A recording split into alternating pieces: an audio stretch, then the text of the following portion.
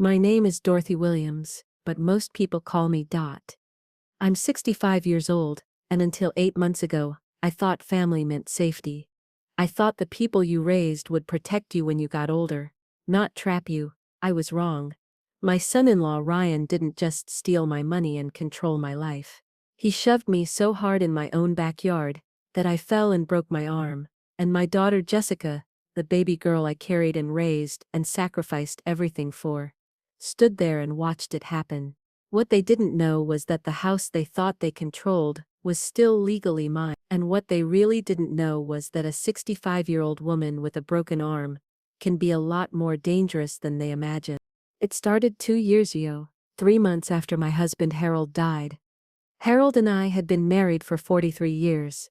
He was a good man, steady and kind, the type who fixed the neighbors' fences without being asked, and remembered everyone's birthday. When the heart attack took him at 67, sudden and brutal in our living room while we were watching Jeopardy, I thought my own heart might stop too. Jessica flew in from Tucson for the funeral with Ryan. They'd been married for 15 years by then, and I'd never particularly warmed to Ryan. He was loud where Harold had been quiet, aggressive where Harold had been gentle. He worked in construction, running his own contracting business, and he talked constantly about money, about deals, about who owed him what. But Jessica loved him, or at least she seemed to. So I kept my opinions to myself. After the funeral, after the casseroles stopped coming and the sympathy cards stopped arriving, Jessica sat me down at my kitchen table in Phoenix. It was August, brutally hot, the kind of heat that makes even the cacti look tired. My central air was struggling, and I remember the sweat beading on Jessica's upper lip as she reached across the table to hold my hands. "Mom," she said, her voice gentle in that way that should have warned me something was coming. "Ryan and I have been talking. We're worried about you being here all alone. This is a big house for one person." I looked around my kitchen. Harold and I had bought this house in 1985, when Phoenix was still affordable and Jessica was just 7 years old. We'd raised her here, celebrated every Christmas and birthday here, built our entire life here. The thought of leaving felt impossible. "I'm fine, honey," I said. "I've got my routine, my garden, my book club. I'm not alone. But what if something happens?" Jessica pressed. "What if you fall? What if you get sick? There's no one here to help you." Ryan spoke up, from where he'd been leaning against the counter. "Here's what we're thinking, Dot. Jessica and I, we can move in here for a while. Help you out, make sure you're okay. My business, I can run it from anywhere. We'll take care of the house maintenance, the bills, all that stuff you shouldn't have to worry about." Something in my stomach tightened, but I pushed the feeling away. They were offering to help. That's what family did. And truthfully, the house did feel too big without Harold. The silence at night was crushing. "I don't want to be a burden," I said. Jessica squeezed my hands. "Mom, you could never be a burden. We want to do this. Please, let us help you." So I said yes. "God help me," I said yes. They moved in 2 weeks later, and at first it was nice. Jessica cooked dinners. Ryan fixed the leaky shower I'd been ignoring. They kept me company in the evenings. I started to think, maybe I'd been wrong about Ryan. Maybe he was just intense, not mean. Maybe I'd misjudged him. The changes started small. So small I almost didn't notice. Ryan mentioned that I should add him to my bank account, just so he could help pay bills if I wasn't feeling well. "Makes things easier, Dot," he said. "You won't have to worry about remembering due dates." It seemed reasonable. Jessica encouraged it. "Mom, you're terrible with dates. Remember when you forgot to pay the water bill and they almost shut it off? That had happened once, right after Harold died, when I couldn't think straight through the grief." But she was right, so I added Ryan's name to my checking account. Then he suggested we consolidate my credit cards, pay them all off with money from Harold's life insurance. "No point paying all that interest, Dot. We'll close the accounts, start fresh." I had 3 credit cards with small balances, nothing I couldn't manage. but again it seemed smart, so we paid them off and closed the accounts. Then Ryan started mentioning that I was spending too much on groceries. That you don't need name brand everything. Store brand is just as good. He started coming shopping with me, redirecting my cart, putting back items he deemed unnecessary. At first I thought he was being helpful, trying to stretch my fixed income. Then he took my car keys. It happened on a Tuesday morning. I was heading out to my book club at the library, and I couldn't find my keys. I looked everywhere, finally asked Ryan if he'd seen them. "Oh yeah," he said casually, not looking up from his phone. "I've got them. We need to talk about your driving. You're 64 years old. Your reflexes aren't what they used to be.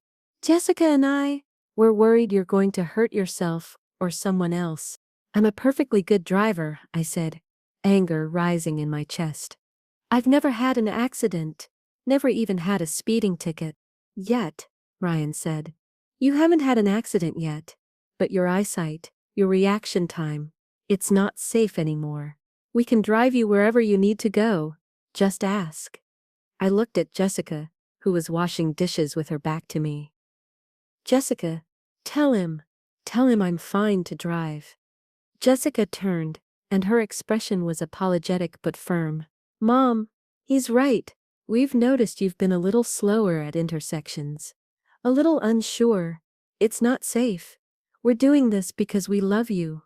I wanted to argue to demand my keys back, but something in Ryan's stance stopped me. There was a hardness in his eyes that I'd never quite seen before. Or maybe I had seen it and had chosen to ignore it. "Fine," I said quietly. "I'll ask for rides."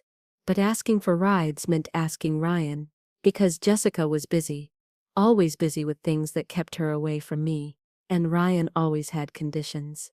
"I'll take you to book club, but we need to leave early. I've got a meeting." "I'll take you to the grocery store, but we're going to the cheaper one across town, not your usual place."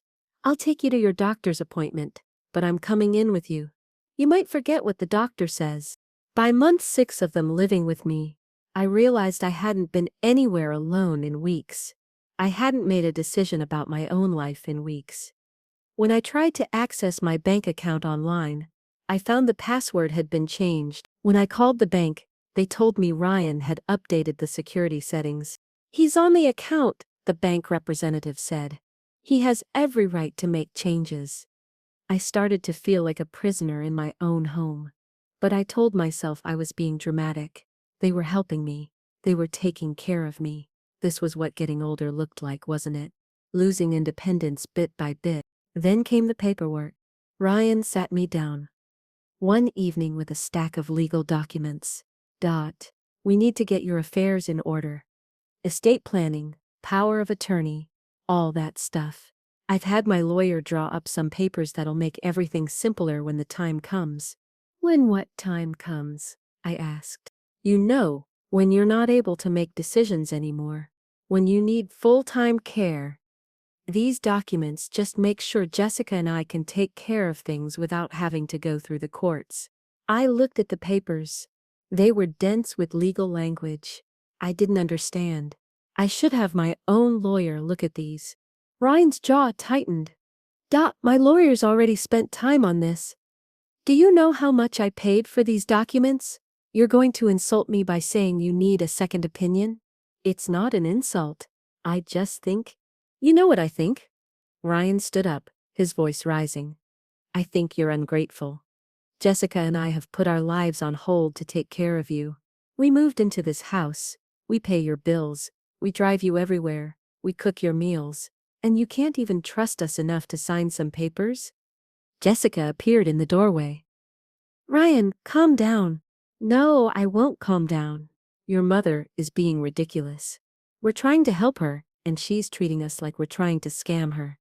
"I never said," I started. "Just sign the papers, Mom," Jessica said, and her voice was tired. "Please, for once, just make this easy." I signed. I didn't read them carefully. I just wanted the yelling to stop. I just wanted peace in my own house.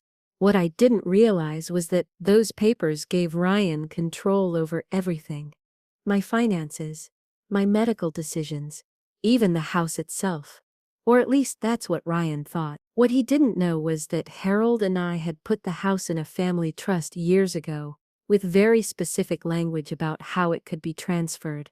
The trust required both my signature and a third-party trustee's approval to make any changes. Ryan's lawyer had either missed that detail or Ryan hadn't told him about the trust. But I didn't know any of that yet. All I knew was that after I signed those papers, things got worse. Ryan started talking about how expensive it was to maintain the house. "This place is bleeding us dry, Dot. The property taxes alone are killing us, and the AC needs to be replaced, and the roof needs work. We should think about selling, moving somewhere smaller." "This is my home," I said. "It's not just your home anymore," Ryan said. "Jessica and I live here too, and we can't afford to keep sinking money into this place." "Then move out," I said, surprising myself with my own boldness. "I never asked you to move in. I can take care of myself." Ryan laughed, but it wasn't a friendly sound. "Dot, you can't even drive yourself to the grocery store. How are you going to take care of yourself? Be realistic." I started to argue, but Ryan stepped closer, and for the first time I felt afraid of him. Really afraid. He towered over me, his face red, his hands clenched into fists at his sides. "This conversation is over," he said quietly. "And if you know what's good for you, you'll stop questioning every decision we make. We're doing this for you, even if you're too stubborn to see it." He walked out, and I stood there shaking. Jessica came over and put her hand on my shoulder. "Mom, just go with it, okay? Ryan's under a lot of stress with work. Don't make things harder." "When did you start being afraid of your own husband?" I asked. She pulled her hand away. "I'm not afraid of him. I love him. And I wish you'd try to understand what we're sacrificing to be here." That night, I lay in bed and thought about calling someone. But who? My friends from book club? They'd just say I was lucky to have family taking care of me. The police? And tell them what? That my daughter and son-in-law were living in my house and making me feel uncomfortable? I had no proof of anything wrong. I'd signed papers willingly. I'd added Ryan to my bank account willingly. On paper, everything looked fine. But I wasn't fine, and I knew, somewhere deep in my bones, that things were going to get worse before they got better. The breaking point came 3 months later, on a scorching July afternoon. I was in my backyard, trying to tend to my garden. I'd always loved gardening, loved working with the tomatoes and peppers and herbs that somehow thrived in the Phoenix heat, if you gave them enough water and attention. It was one of the few things Ryan hadn't tried to control yet. I was bent over my tomato plants, staking them up, because they were heavy with fruit. When Ryan came out the back door, I could tell immediately that he was in one of his moods. His face was flushed, and he was walking with that aggressive stride that meant he was looking for a fight. "Doc, we need to talk." I straightened up, wiping dirt from my hands. "About what?" "I just got off the phone with a realtor. She's coming by tomorrow to do a market analysis on the house." My heart started pounding. "I told you I'm not selling my house. And I told you we can't afford to keep it. The decision's made. We're putting it on the market. You can't do that without my permission." Ryan pulled a paper from his pocket and waved it at me. "Actually, I can. Remember those papers you signed? I have power of attorney. I can make financial decisions on your behalf. And that includes selling property. This is my house." My voice came out louder than I intended, shrill with panic. "Harold and I bought this house. I raised Jessica here. You can't just take it from me." "I'm not taking anything from you," Ryan said, his voice dangerously calm. "I'm making a smart financial decision. We'll sell this place, buy something smaller, and put the extra money into investments that'll take care of you when you're really old and need full-time care." "I don't want to sell." "I don't care what you want," Ryan suddenly shouted, and I flinched. "I'm sick of you fighting me on every goddamn thing. You're a stubborn, ungrateful old woman who doesn't know what's good for her. Don't talk to me like that. This is still my house." "No, Ryan stepped toward me and I stepped back instinctively.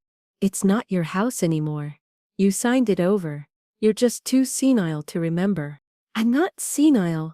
Then start acting like you have some sense. He grabbed my arm, his fingers digging in hard enough to bruise, and I tried to pull away. We were standing near the edge of the patio, where the concrete met the gravel path to the garden. Let go of me, I said, my voice shaking. Not until you agree to stop fighting this. The realtor is coming tomorrow, and you're going to smile and be pleasant and let her do her job. Do you understand me? No! I twisted, trying to break free from his grip. And that's when he shoved me. It wasn't even that hard, not really. Just a push to get me to move backward, to submit, but I was 65 years old, and my balance wasn't what it used to be, and my feet caught on the edge of the patio. I felt myself falling backward, felt the moment of weightlessness, and then my left side hit the gravel path hard. The pain in my arm was immediate and excruciating. I heard a crack, or maybe I felt it, and I knew something was badly wrong. I lay there on the gravel, gasping, unable to catch my breath from the pain. Ryan stood over me, and for a moment, I saw something like panic cross his face. Then it hardened again. Get up, Dot. Stop being dramatic. I can't, I managed to gasp out. My arm. Jessica appeared in the doorway. What happened? Your mother fell, Ryan said smoothly, like he was reporting the weather. She was moving around too fast in the heat, got dizzy and took a tumble. That's not, I tried to say, but the pain was so intense I couldn't finish the sentence. Jessica rushed over, kneeling beside me. Mom, are you okay? Can you sit up? My arm is broken, I said, tears streaming down my face now. From pain and fear and the crushing realization of what had just happened. My son-in-law had pushed me, had hurt me, and he was going to lie about it. We need to take her to the hospital, Jessica said, looking up at Ryan. Obviously, Ryan said. Help me get her up. They lifted me, and I screamed from the pain in my arm. Everything went fuzzy for a moment, the edges of my vision darkening. By the time I could focus again, I was in the back seat of Ryan's truck, Jessica holding my good hand, murmuring soothing words that meant nothing. At the emergency room, they asked questions. What happened? How did you fall? Was anyone with you? And every time I started to answer, Ryan or Jessica jumped in. She was gardening in the heat. She got dizzy. She's been a little unsteady lately. We've been worried about her balance.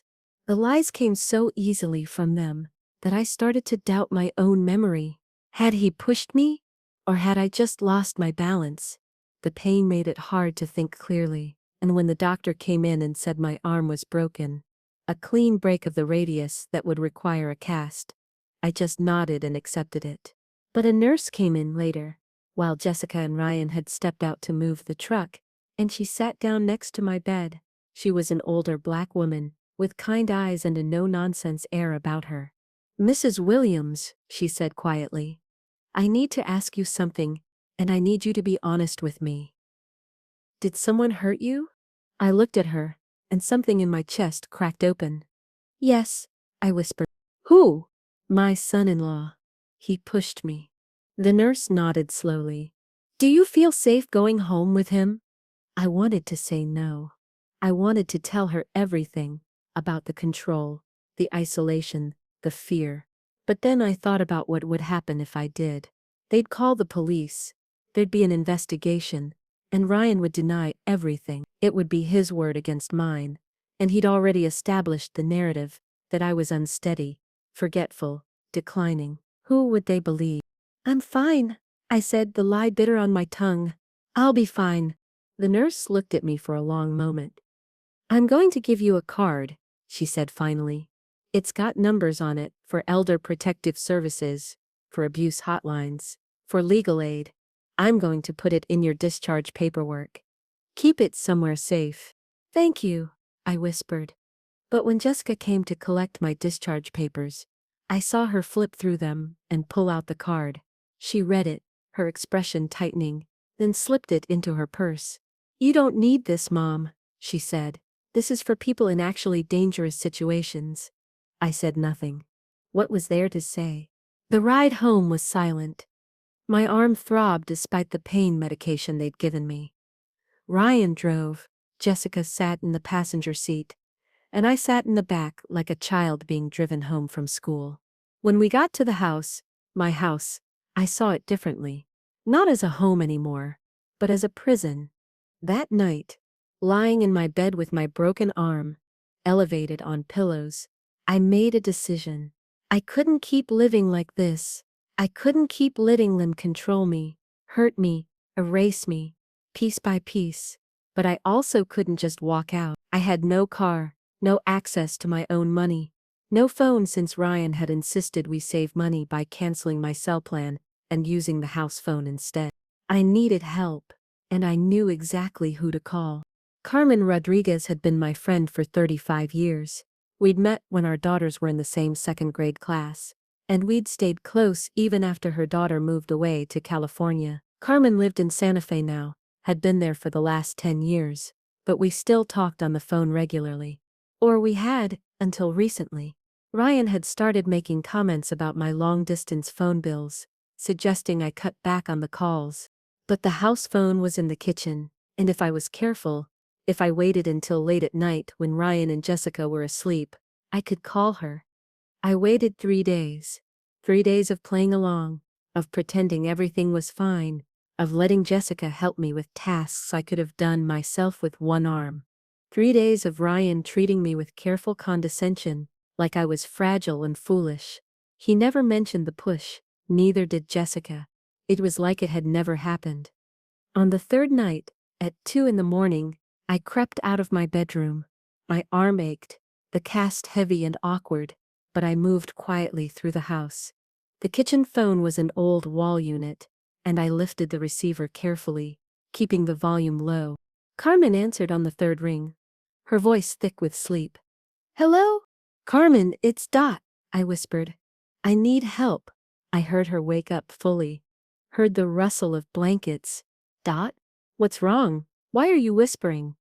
And then, standing in my dark kitchen in the middle of the night, I told her everything. The slow erosion of control, the financial manipulation, the way Ryan had pushed me and broken my arm, the lies at the hospital, the fear that was now my constant companion in my own home. Carmen listened without interrupting, and when I finished, she was quiet for a long moment. "Dot," she finally said, "you need to get out of there. You need to leave." "I can't. They control everything. My money, my car, even my phone. I don't have anything." "Yes, you do. You have me, and you have something else, something important. Do you still have the paperwork for the house? The original deed? The trust documents?" I thought about it. Harold and I had kept all our important papers in a safe deposit box at the bank. But after Harold died, I'd brought them home and put them in my desk drawer, wanting them close. "Yes," I said, "they're in my desk." "Good. Here's what we're going to do." Carmen's plan was simple, but risky. She'd drive from Santa Fe to Phoenix, a 6-hour drive, and arrive early on a weekday morning when Ryan and Jessica would be out. Ryan had been leaving early for job sites, and Jessica had started working part-time at a boutique to help with expenses, which really meant helping herself to my money. Carmen would pick me up, and I'd bring whatever documents I could carry. "What about the house?" I asked. "What about all my things?" "We'll figure that out," Carmen said. "First we get you safe, then we fight back." 2 days later, on a Tuesday morning, I watched from my bedroom window as Ryan's truck pulled out of the driveway at 6:45 a.m. Jessica left at 8:30 for her shift at the boutique. At 9:00 a.m., Carmen's silver Honda pulled up to my curb. I'd spent the previous evening carefully packing a small suitcase when Ryan and Jessica were watching TV. A few changes of clothes, my medications, my toothbrush, nothing that would make them suspicious if they happened to check. The important documents I'd hidden in a canvas grocery bag under a pile of reusable shopping bags in the pantry. My heart was pounding so hard, I thought it might burst, as I carried my suitcase and the grocery bag to the front door. This was it. I was leaving. Or trying to. What if Ryan came back early? What if a neighbor saw and called them? What if I couldn't actually go through with it? But then I opened the door and saw Carmen standing there, and something settled in my chest. She was real. Help was real. I wasn't alone. Come on, Quieta, Carmen said, taking my suitcase. Let's get you out of here. I took one last look at my house, at the home I'd lived in for 38 years, and then I walked out and closed the door behind me. We were 30 miles outside Phoenix, heading north on I-17 toward Flagstaff, and eventually Santa Fe, when my phone started ringing, except I didn't have a phone. Then I realized, the house phone, they must have called it and gotten no answer. Then Ryan's cell would start calling Jessica, then they'd come home. They're going to know I'm gone, I said, panic rising. Good, Carmen said firmly. Let them know. By the time they figure out where you are, you'll be safe in New Mexico and we'll have a plan. Carmen, I don't have a plan. I don't have anything. I don't even know if I can access my own bank accounts. That's why we're going to see my friend Patricia Morrison. She's a real estate attorney. Specializes in elder law. She's good. She'll help us figure out what Ryan actually has control over and what he's just been lying about. We drove in silence for a while, the Arizona landscape rolling past, red rocks giving way to pine forests as we climbed in elevation. My broken arm ached from the vibration of the road, but I didn't care. Every mile between me and Phoenix felt like a mile toward freedom. Thank you, I said quietly. Carmen reached over and squeezed my good hand. That's what friends are for. You'd do the same for me. I should have called you sooner. You called when you were ready. That's what matters. We stopped for lunch in Flagstaff, and I used Carmen's phone to check my bank account online. What I saw made my stomach drop. My checking account, the one I'd added Ryan to, had been systematically drained. Regular transfers to an account I didn't recognize. Cash withdrawals, payments to Ryan's business. Over the past 18 months, nearly $60,000 had disappeared. Oh my God, I whispered, staring at the screen. Carmen looked over my shoulder. Can you get it back? I don't know. I gave him access. Does that mean I gave him permission to steal from me? That's not how it works, Carmen said. That's what Patricia's going to explain. Just because he had access doesn't mean he had the right to drain your account. We reached Santa Fe just before 5 p.m. Carmen's house was a small adobe in the historic district. All rounded corners and thick walls and the smell of sage and piñon. She set me up in her guest room, which had a view of the Sangre de Cristo Mountains turning purple in the evening light. Rest, she said. Patricia's coming by tomorrow morning. Tonight you just breathe. But I couldn't rest. I kept thinking about Jessica, wondering if she'd called the police, if they were looking for me. I was 65 years old, technically a missing person. Would Ryan spin some story about me being confused, wandering off? Would they believe him? Around 8 p.m., Carmen's house phone rang. She answered it, listened for a moment, then held it out to me. It's Jessica. I took the phone with my good hand. Hello, Mom? What the hell are you doing? Jessica's voice was sharp, angry, with an undertone of something that might have been fear. Where are you? I'm safe. Safe? What does that mean? Ryan and I came home and you were just gone. We've been worried sick. We were about to call the police and report you missing. I'm not missing. I left. Left? Why would you leave? Mom, are you confused? Did you forget to take your medication? The implication that I was senile, that I couldn't make my own decisions, sent anger flaring through me. I'm not confused, Jessica. I left because I couldn't stay there anymore. Not after what Ryan did. What Ryan did? Mom, you fell. You had an accident. Are you making up stories now? He pushed me. You saw him. There was a long pause. When Jessica spoke again, her voice was different. Harder. That's not what happened. And you know it.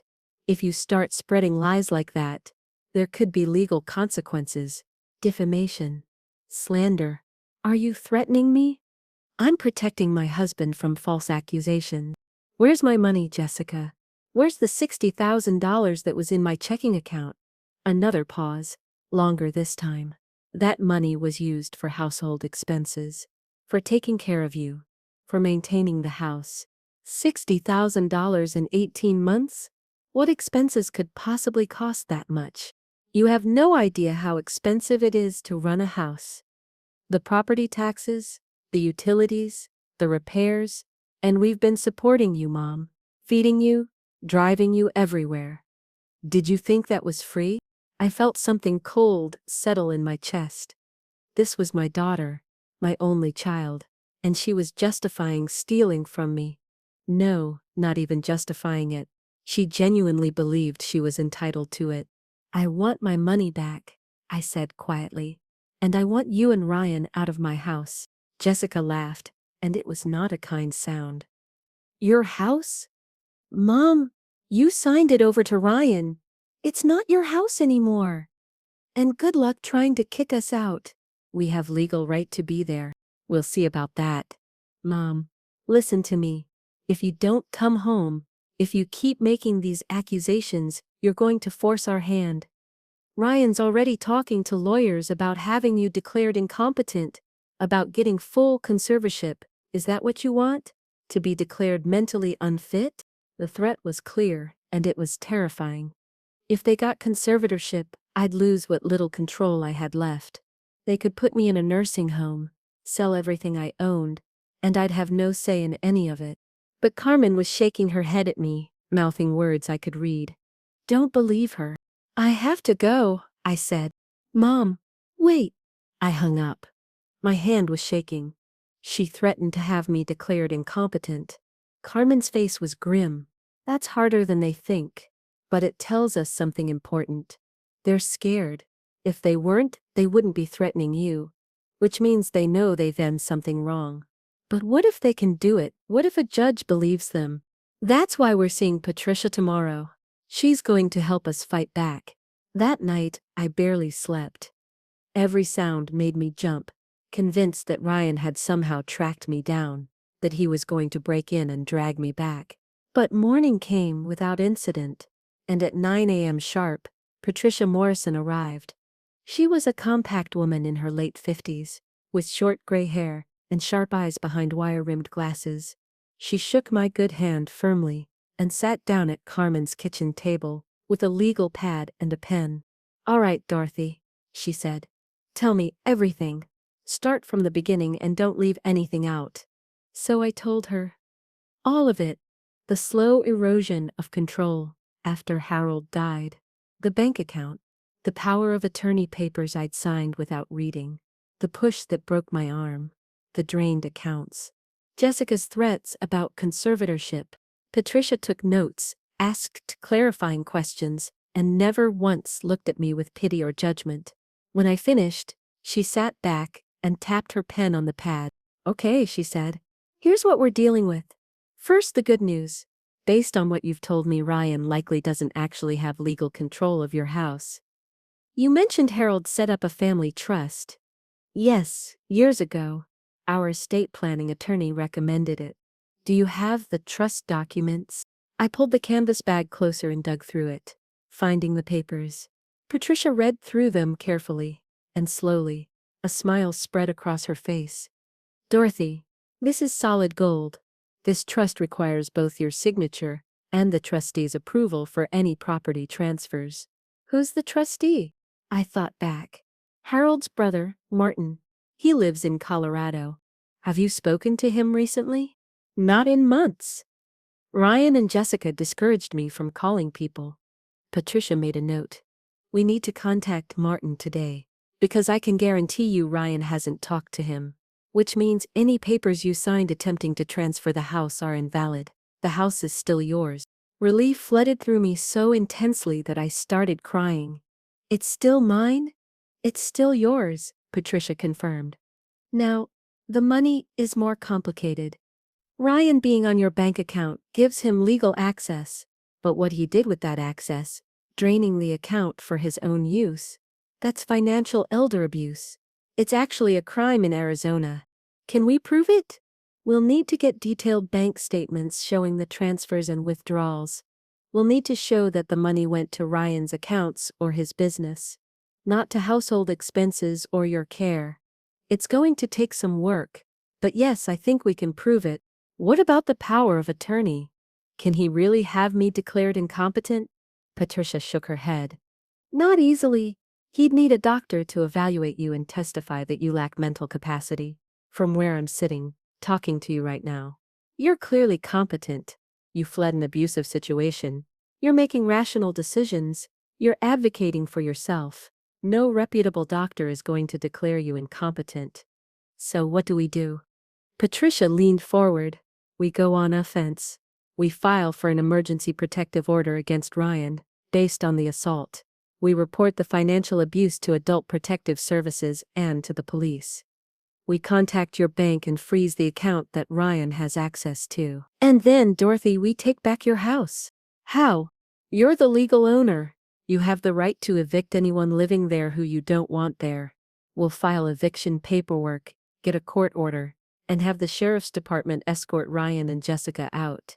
It'll take a few weeks, but we can do it. What if they destroy my things? What if they trash the house? That's property damage, and they'd be liable for it. But honestly, Dorothy, from what you've told me, they're more likely to try to take things with them, which is why we're also going to file an emergency motion for the return of your property, listing everything of value that you can remember. I sat there, overwhelmed. This was more than I'd hoped for. This was justice. This was fighting back. How much is all this going to cost? I asked, because I knew lawyers weren't cheap, and my accounts were drained. Patricia waved her hand dismissively. We'll work something out. Carmen's a friend, and honestly, I hate cases like yours. Elder abuse makes me furious. So here's what I'll do. I'll take your case, and we'll worry about payment after we recover your money. Fair? More than fair, I whispered. Thank you. We spent the rest of the morning going through documents. Patricia photographed everything, the trust papers, my identification, my bank statements, even the discharge papers from the hospital showing my broken arm. She called Martin, Harold's brother, and put me on the phone with him. Dorothy, Martin said, his voice warm with concern. I had no idea any of this was happening. Jessica hasn't called me in over a year. Of course I never approved any property transfer. That house is yours. Would you be willing to provide a statement to that effect? Patricia asked, taking the phone. Absolutely, whatever Dorothy needs. By lunchtime, Patricia had drafted and filed multiple documents electronically. An emergency protective order against Ryan, a report to Arizona Adult Protective Services detailing the financial abuse, a police report about the assault, a motion to freeze my bank accounts, and eviction papers for Jessica and Ryan, giving them 30 days to vacate my property. Now we wait, Patricia said, gathering her papers. The protective order should be granted within 24 hours. The eviction will take longer, probably 3 to 4 weeks. But Dorothy, you need to be prepared. When Ryan and Jessica get served with these papers, they're going to be angry. Very angry. I know, I said. But I can't keep being afraid of them. If I do, they win. Exactly, Patricia said, and the approval in her voice felt like a balm. You're doing the right thing. After Patricia left, Carmen made us lunch, chicken enchiladas, that reminded me of happier times. Before Harold died, before everything went wrong. We ate on her patio, watching hummingbirds dart around the feeder, and I felt something I hadn't felt in 2 years. Peace, what will you do? Carmen asked. After you get your house back? I don't know if I can go back there, I admitted. Too many bad memories now. Too much has happened. Then sell it. Take the money, and start fresh somewhere new. At 65? Carmen laughed. 65 isn't dead. My neighbor Julia just bought her first house at 68. My friend Rosa went back to school at 70 and got her master's degree. Age is just a number. It doesn't feel that way. I feel old. I feel used up. You feel that way because Ryan and Jessica spent 2 years making you feel that way. But you're not used up. You just escaped a bad situation, you're fighting for your rights, and you're going to win. That's not used up, that's strong. I wanted to believe her. And sitting there in the New Mexico sunshine, with the mountains in the distance, and a good friend beside me, I almost could. The protective order was granted the next day. Patricia called to tell me that Ryan had been served at a job site. According to the process server, he'd crumpled the papers and thrown them on the ground, yelling about what a lying bitch I was. The protective order required him to stay at least 100 yards away from me and to have no contact, direct or indirect. What about Jessica? I asked. She's not covered by the order, unless she's acting on Ryan's behalf. But we're watching. If she contacts you and it's clearly at his direction, she could be held in contempt. 2 days later, Jessica called Carmen's house. Carmen answered, listened for a moment, then said, Jessica, your mother doesn't want to talk to you right now. If you need to communicate with her, do it through her attorney. She hung up. What did she say? I asked. A lot of words that don't matter. She's scared, Dot. They both are. The eviction papers were served a week after I'd left Phoenix. Patricia called with an update. The sheriff's deputy said Ryan looked like he wanted to hit someone. Jessica cried. They have 30 days to vacate, and I've included a list of your personal property that needs to be preserved. If they damage or remove anything on that list, they'll be in contempt of court. Will they follow it? We'll find out. I've also requested a court date for the financial elder abuse. The prosecutor's office is interested. Apparently Ryan has a history of construction liens and contractor complaints. He's not as clean as he pretended to be. Over the next 3 weeks, I stayed with Carmen and tried to build a life. I saw a local doctor who examined my healing arm and declared it was progressing well. I started attending a seniors yoga class at the community center, moving carefully around my cast. I met Carmen's friends, a group of women in their 60s and 70s, who'd all reinvented themselves in various ways after loss or divorce or other life upheavals. One of them, a woman named Elena who'd left her abusive husband at 71, pulled me aside after class one day. You're going to be okay, she said simply. I know it doesn't feel like it yet, but you're going to be more than okay. You're going to be free. How long did it take you, I asked, to feel free? About a year, Elena said. A year to stop looking over my shoulder. Another year to stop feeling guilty. Now, 5 years later, I can't even remember what it felt like to be trapped. Your brain heals. Give it time. The court date for the eviction hearing arrived before I was ready. Patricia drove me back to Phoenix, and we met at the courthouse. I was terrified of seeing Ryan and Jessica again, but Patricia assured me that with the protective order in place, Ryan couldn't come near me. When we walked into the courtroom, Jessica was there with Ryan's lawyer, a slick-looking man in an expensive suit. Ryan himself wasn't present, presumably because of the protective order. The hearing was surprisingly quick. Patricia presented the trust documents, Martin's statement, and the deed showing my sole ownership of the property. Ryan's lawyer argued that I'd given them permission to live there, that they'd made improvements at their own expense, that evicting them was cruel and retaliatory. The judge, a woman in her 60s with steel-gray hair, listened to both sides and then looked directly at Jessica. Miss Parker, did your mother ask you to move into her house? Jessica hesitated. She was struggling after my father died. We offered to help. That's not what I asked. Did she ask you to move in? Or did you offer? We offered. And has she now asked you to leave? Yes, but then you're going to leave. The judge signed the eviction order. You have 72 hours to vacate the property. Any personal property belonging to Mrs. Williams must be left intact. Any damage to the property or missing items will result in criminal charges. Do you understand? Jessica's face was pale. Yes, Your Honor. Good. Mrs. Williams, I'm also granting your motion to freeze all jointly held accounts and to require a full accounting of any funds removed from those accounts over the past 2 years. Mr. Parker will be required to appear before this court in 30 days with that accounting. If evidence of financial abuse is found, I'll be referring this to the district attorney's office for criminal prosecution. I felt tears prick my eyes. The judge was on my side. The law was on my side. After the hearing, Patricia and I stood outside the courthouse. Jessica walked past us without looking. Her phone pressed to her ear, probably calling Ryan. What happens now? I asked. Now, we wait 72 hours, and then we change the locks, and you get your house back. The question is, Dorothy, do you want it back? Do you want to live there again? I thought about it. The house where I'd been happy with Harold, where I'd raised Jessica, but also the house where I'd been controlled, hurt, imprisoned. I want to sell it, I said. I want to take that money and start somewhere new. Somewhere with no bad memories. Patricia nodded.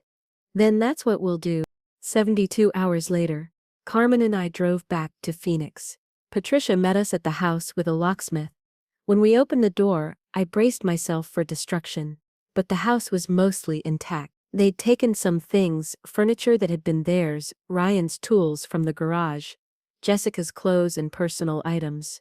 But my things, my photos, Harold's belongings, the furniture we'd bought together, it was all still there.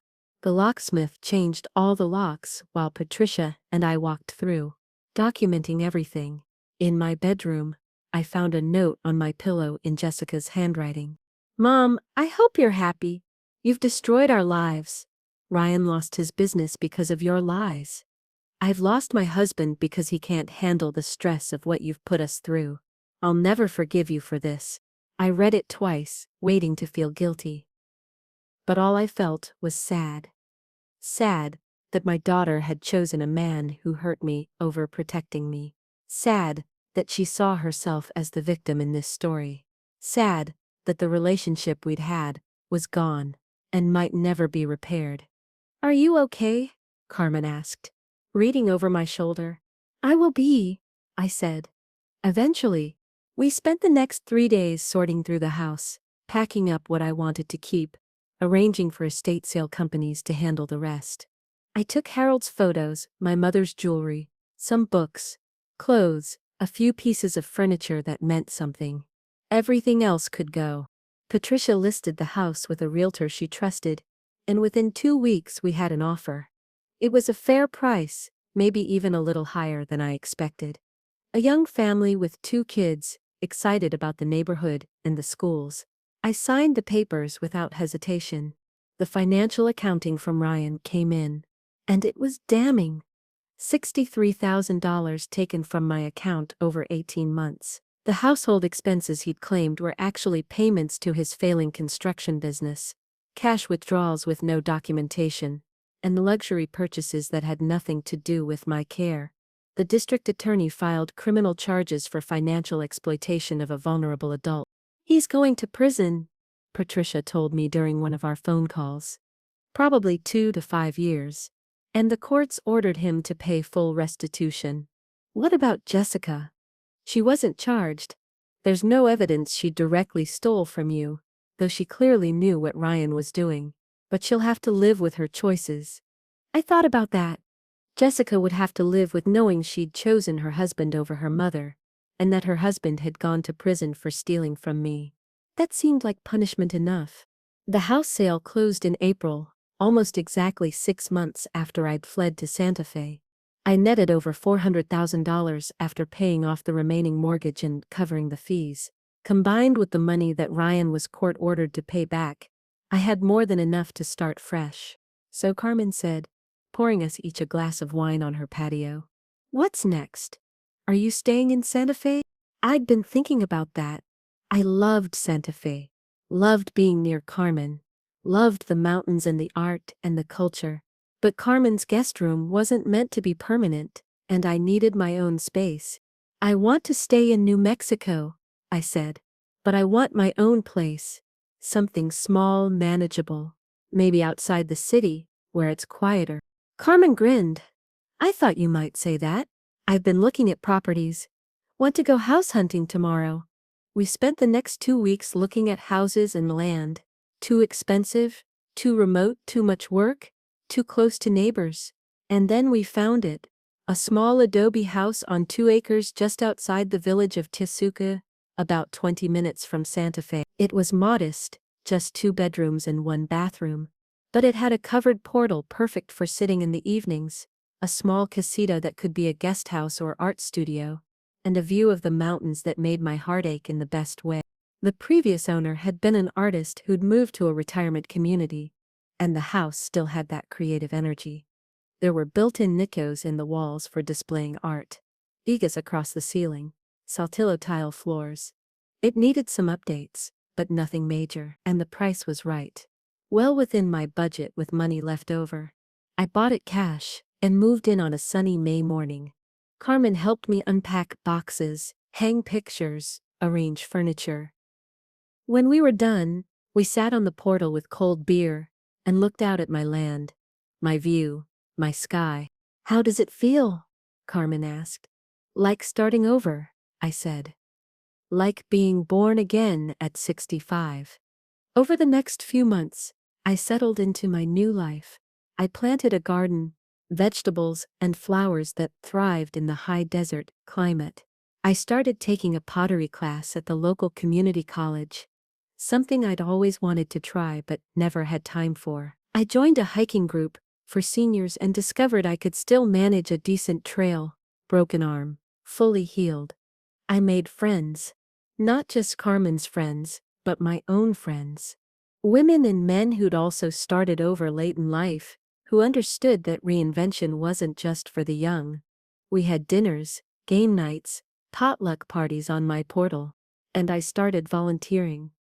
A social worker from the Santa Fe Senior Center asked if I'd be willing to talk to other older adults who were experiencing or had experienced elder abuse. At first I was hesitant. My story was still so raw, so painful. But then I thought about how alone I'd felt, how trapped, how convinced I was that no one would believe me. So I said yes. The first time I spoke to a group, just 5 women in their 60s and 70s, I was terrified. But as I told my story, I saw recognition in their faces. Head nods, tears, and afterward, 3 of them came up to thank me, to tell me their own stories, to say that hearing mine made them feel less crazy, less alone. That became my purpose. Once a month, I facilitated a support group for survivors of elder abuse.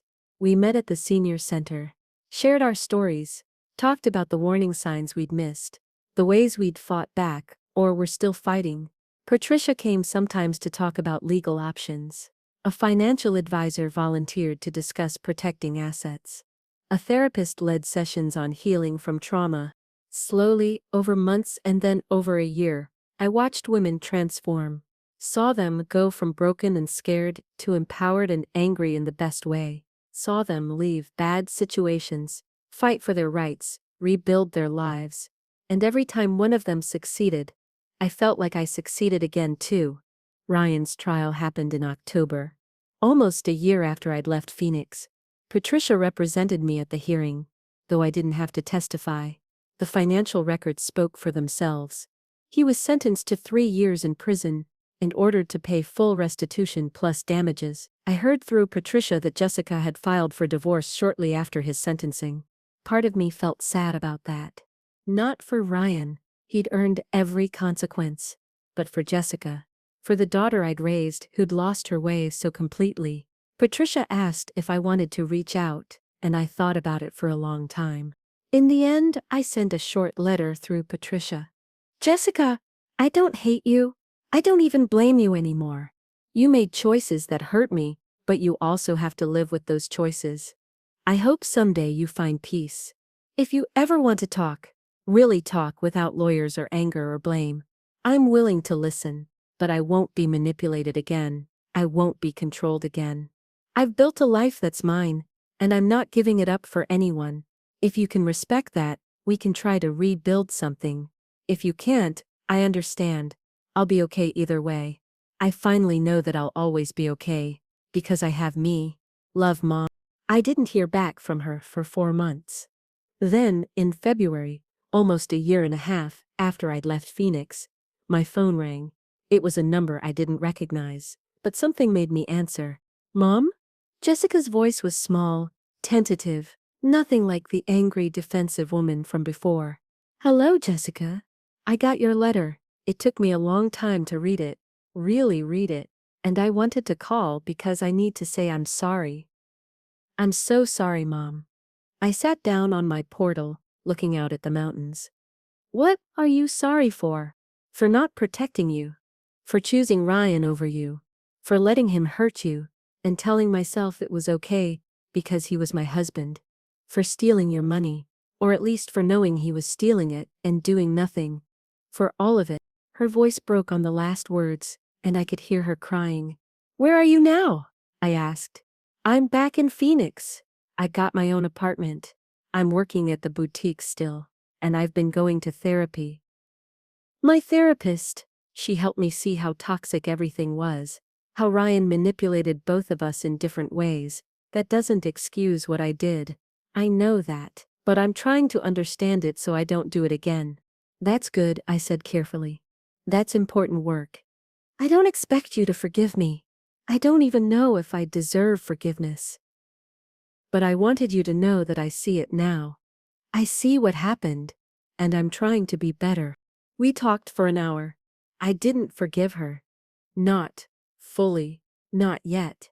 But I listened, and I shared some of my own journey, the therapy I'd done, the support group I ran, the life I'd built. Jessica listened without interrupting, without making excuses, and that felt like progress. Can I call you again? She asked at the end. Yes, I said. But Jessica, I need you to understand something. We can rebuild a relationship, but it's going to be different. I'm not the mother I was before. I'm not available to be used or controlled or taken advantage of. I have boundaries now, and I enforce them. If you can respect that, we can try. I understand, she said. And Mom, I'm proud of you. For getting out, for fighting back, for building something new. You're stronger than I ever realized. After we hung up, I sat on my portal and cried. Not sad tears, exactly. More like release. The relationship with my daughter would never be what it was before. But maybe it could be something different, something healthier, something built on mutual respect instead of obligation and guilt. Or maybe it couldn't. Maybe Jessica would backslide, or I'd find I couldn't trust her again. But either way, I'd be okay. I finally truly believed that. Life continued. Spring came again, my second, in New Mexico. My garden flourished. My pottery got better. I hiked higher trails. The support group expanded. And we started offering workshops on financial literacy, legal rights, and self-defense. Patricia and I co-wrote a handbook on elder abuse that was distributed to senior centers across New Mexico. I dated a little, went to dinner with a sweet man named Frank, who I met at the hiking group. Nothing serious, but it was nice to remember that companionship was possible, that not every man was like Ryan, that I could enjoy someone's company without losing myself. On the 2-year anniversary of leaving Phoenix, Carmen threw me a party. She invited all the women from the support group, our hiking friends, the pottery class, my neighbors. We gathered on my portal, ate pozole and sopapillas, told stories, laughed until we cried. As the sun set over the mountains, painting the sky in shades of pink and orange and purple, Carmen raised her glass. To Dot, she said, who taught us all that it's never too late to save yourself. Everyone raised their glasses and I felt a swell of emotion so strong it almost knocked me over. 2 years ago I'd been broken, controlled, afraid. I'd thought my life was over, that I'd be trapped, until I died. But I'd been wrong. My life hadn't been over. It had been waiting to begin. I thought about the women in my support group who were still fighting, still finding their courage. I thought about Jessica, trying to rebuild herself. I thought about Ryan in prison, hopefully learning something, though probably not. I thought about Harold, and how proud he would be of the woman I'd become after his death. And I thought about myself. Dorothy Williams, 67 years old, living alone on 2 acres in New Mexico, with a garden and a dog I'd adopted named Biscuit, and friends who chose me just like I chose them, independent, free, strong. I need to say something, I said, and everyone quieted. 2 years ago, I thought my life was ending. I thought I was too old to change, too tired to fight, too trapped to escape. But you know what I learned? I learned that abuse thrives on silence. It grows in the dark, in the places we're too ashamed or scared to talk about. And the only way to kill it is to drag it into the light.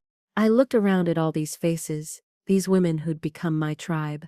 If you're in a situation that makes you feel small, that makes you question your own worth, that makes you afraid in your own home, listen to me. You're not crazy, you're not overreacting, you're not too old to leave. Your life is not over just because you're 60 or 70 or 80. You can start over. You can fight back. You can build something new. I raised my glass. To all of us who had the courage to choose ourselves, to starting over at any age, to refusing to be victims, to taking back our power, to freedom, everyone echoed, and we drank to that. Later that night, after everyone had left and Carmen had helped me clean up, I sat alone on my portal with Biscuit's head in my lap. The stars were out, brilliant against the dark sky, and the night air was cool and clear. I thought about revenge, about how I'd imagined confronting Ryan, making him pay, making him hurt the way he'd hurt me. But revenge, I'd learned, wasn't loud. It wasn't dramatic. Real revenge was quieter and more powerful than that. Real revenge was living well, was taking back what was stolen, was building a life so full and rich and peaceful that the person who hurt you became irrelevant to your happiness. Ryan was in prison, yes, but that wasn't my revenge. My revenge was sitting here on my portal, content and free, surrounded by people who loved me for who I was, not what I could give them.